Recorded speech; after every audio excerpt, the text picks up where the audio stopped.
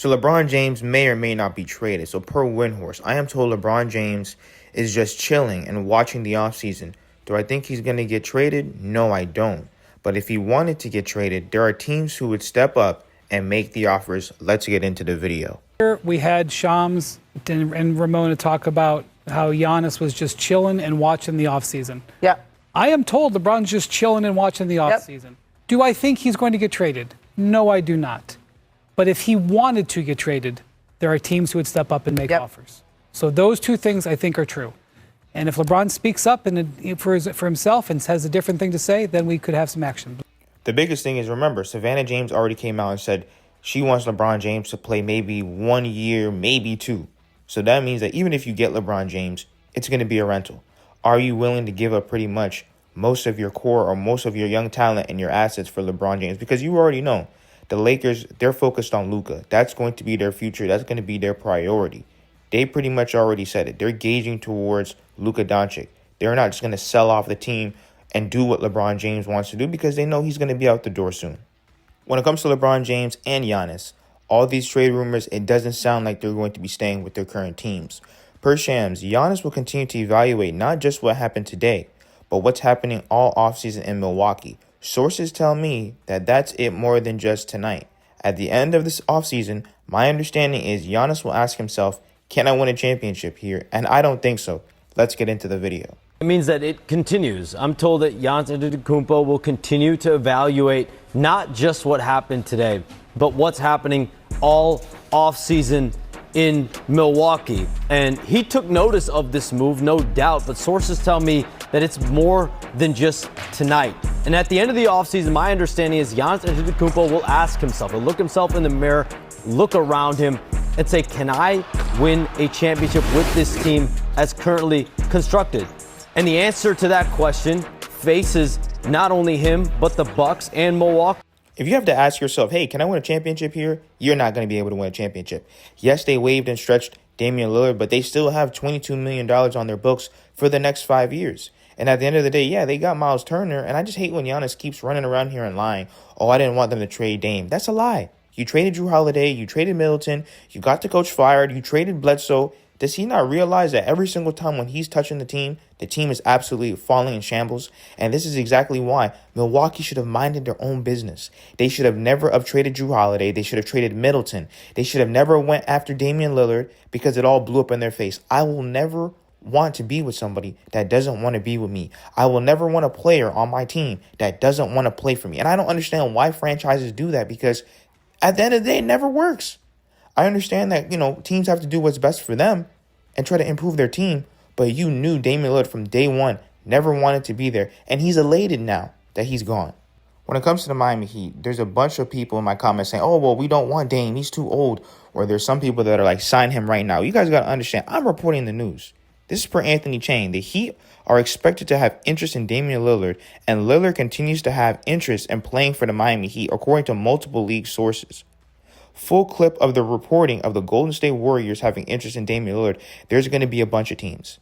Okay, there's going to be a bunch of teams that are going to be willing to take a flyer on Damian Lillard. Yes, he's coming back from injury. Yes, he's going to be 36, 37 years old. But it's Damian Lillard, top 75 player. They're going to try to go get him, whether we like it or not. I understand he's older. I understand that he was already declining on the defensive end with Milwaukee. I understand all those things. And when we did want Damian Lillard, we had a totally different team. Jimmy Butler was here, and the point was to pair him with Jimmy and Bam. That was the main goal.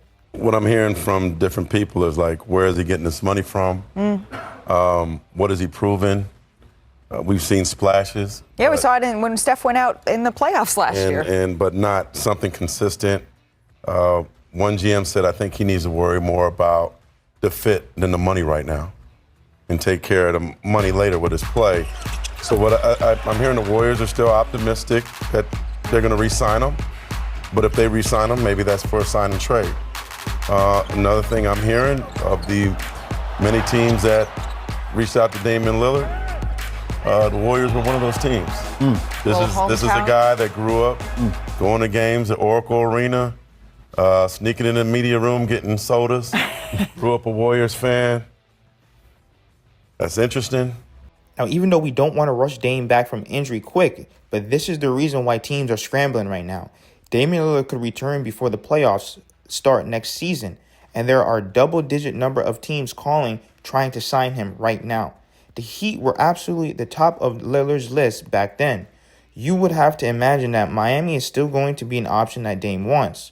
I can't imagine there won't be mutual interest there, being that was clearly the spot he wanted to leave Portland for, per Jake Fisher. My thing is, I don't see Dame as the type of person to stack the deck. He's not going to go to the Lakers and go pair up with them or the Mavericks. Like, he's not that type of guy. He's going to go to a team where he's going to think, okay, I could still fit, but it's not going to be domination. That's how I think Dame is. I don't think he's just going to run to this just super team and just formulate. And remember, the money has to work at the same time. So there's a lot of different things. But the number one thing is you can't rush Dame. And what does Dame want? Does he still want the Miami Heat? And do the Miami Heat still want him? Free agent shooter Duncan Robinson has agreed to a 3-year, $48 million deal with the Detroit Pistons. Sources tell ESPN agent navigated multiple options in the market, which included a potential return to the Miami Heat or move elsewhere. Now Duncan Robinson lands in Detroit. Detroit is trading Simon Fontino to the Miami Heat to acquire Duncan Robinson and a sign-in trade. I know a lot of people are upset that Duncan's gone, but you guys always complain, well, why are we running it back? Why are we running it back? And then the minute we trade somebody, everyone's boo-hoo crying. Duncan Robinson, amazing story. Great shooter, one of the best shooters in Miami Heat history for sure, and in franchise history. But at the same time, we make it seem like this Duncan experience was always good. The minute he signed the contract, we forget all those games where he had 0 points. We forget all the games where he was fouling out early. I mean, like I said, I think we had a lot more downs than up outside of the bubble, and maybe last year or the year before that where he kind of improved his game, was putting the ball on the floor a little bit more. He was very inconsistent. Back injuries. Like I said, he lost his spot to Max Strus. There was a lot of more downs than ups for me, and the consistency wasn't always there. Team. I mean, I'm happy for Dunk. He's a guy who's ignitable, but the thing he's going to do for them mostly is open up Cade Cunningham and other guys. The way defenses react to when Duncan steps on the basketball court, they face guard him. They don't help side defense. I never understood why offensive shooters couldn't play defense on another shooter. He's literally doing the same thing you do, but shooters can't guard shooters. So with Duncan Robinson being on the floor, it's going to take so much pressure off Cade Cunningham and those other guys. It's going to free those guys up. Once those guys get free, you're going to watch Duncan Robinson start knocking down shots. Let me know what you guys think in the comments. Hit that subscribe button. We're so close to 8,000 subscribers, and thank you for all the support.